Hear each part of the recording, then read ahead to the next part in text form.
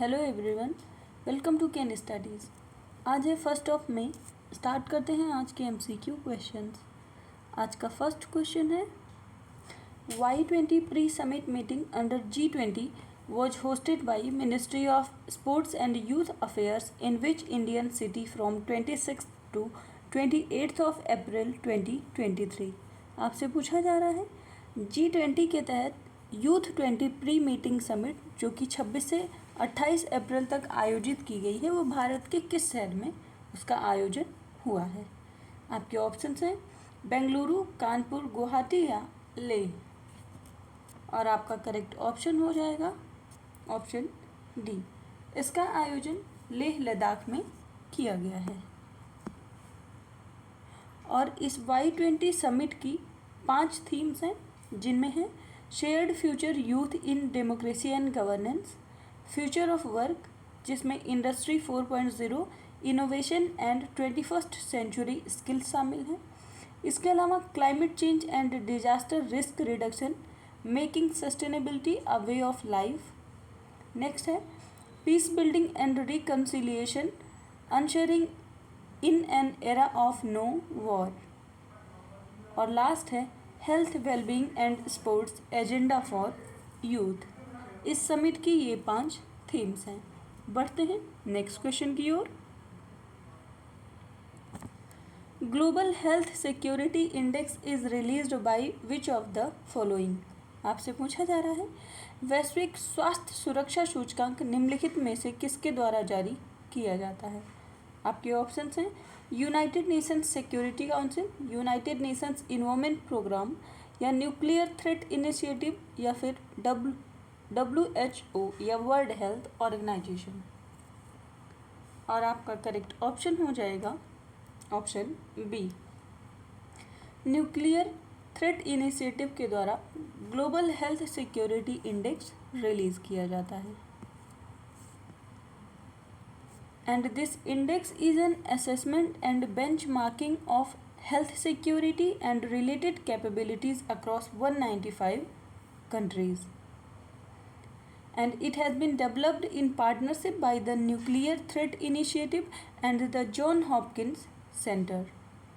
Nuclear Threat Initiative की बात करें तो it is a not for a profit global security organization focused on reducing nuclear and biological threats imperiling humanity। बढ़ते हैं next question की ओर। Which union ministry recently launched the India Handmade Portal? आपसे पूछा जा रहा है किस केंद्रीय मंत्रालय ने हाल ही में इंडिया हैंडमेड पोर्टल लॉन्च किया है। आपके ऑप्शंस हैं ministry of textiles, ministry of MSME, ministry of external affairs या ministry of commerce and industry. और इस क्वेश्चन में आपका करेक्ट ऑप्शन हो जाएगा ऑप्शन ए। ये मिनिस्ट्री ऑफ टेक्सटाइल्स की इनिशिएटिव है।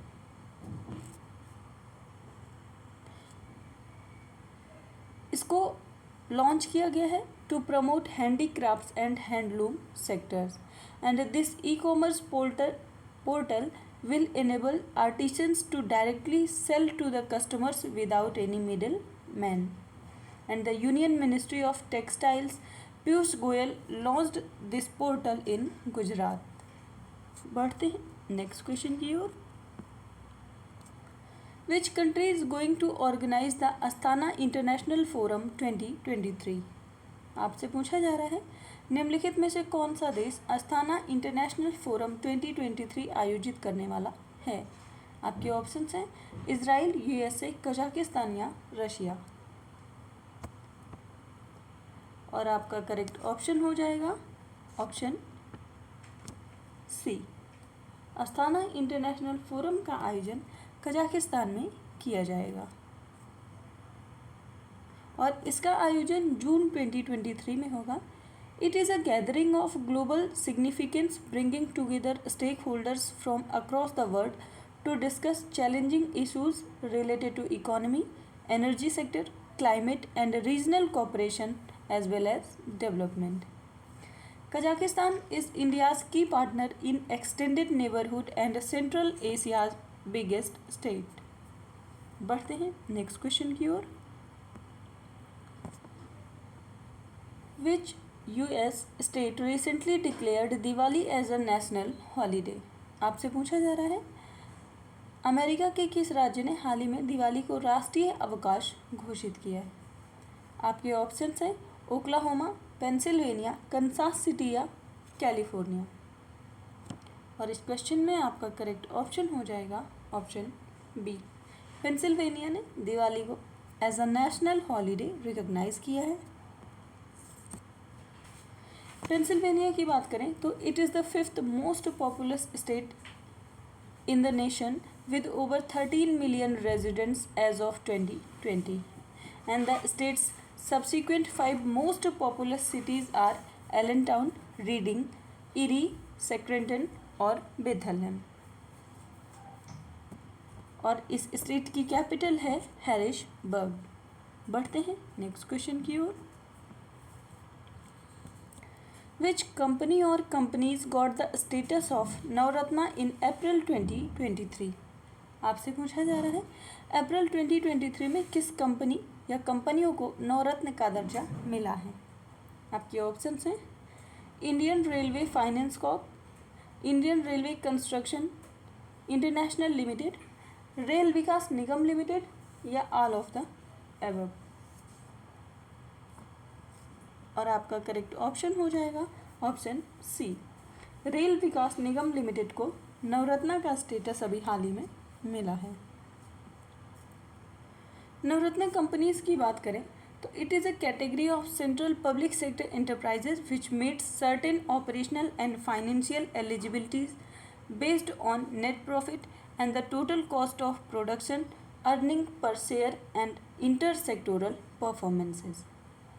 Navratnas are a set of public sector companies that possess financial autonomy to invest up to 1,000 crores without any approval from the central government. और first time 1997 में Navratna status दिया गया था कुछ companies को जिसमें 9 पब्लिक सेक्टर इंटरप्राइजेज शामिल थी। बढ़ते हैं नेक्स्ट क्वेश्चन की ओर। Who among the following recently received the 2023 Immigrant Achievement Award? आपसे पूछा जा रहा है निम्नलिखित में से किसने हाल ही में 2023 का आप्रवासी उपलब्धि पुरस्कार प्राप्त किया है? आपके ऑप्शंस हैं सत्य नडेला, सुंदर पिचाई, नीली बेंदापुदी या शांतनु नारायण। और आपका करेक्ट ऑप्शन हो जाएगा ऑप्शन सी, नीली बेंदापुदी को आप्रवासी उपलब्धि पुरस्कार दिया गया है वर्ष 2023 के लिए। नीली बेंदापुदी की बात करें तो ये करंट प्रेसिडेंट हैं of the Penn State University and she is set to receive the Immigrant Achievement Award for her significant contributions to higher education in the United States. The award recognizes immigrants who have made significant contributions to their communities, profession, and Bendapudi's innovative leadership and extensive career in academic have earned her this prestigious recognition. ये भारत से संबंधित रही हैं इसलिए काफ़ी important हो जाता है। As she was born in Visakhapatnam and moved to United States in 1986 to pursue her doctoral studies in marketing at the university of Kansas. आज के करंट अफेयर सेशन में इतना ही। धन्यवाद।